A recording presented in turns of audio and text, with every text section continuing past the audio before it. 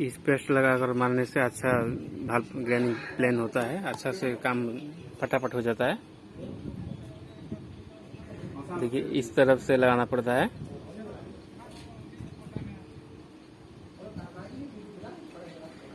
देख लीजिए बस।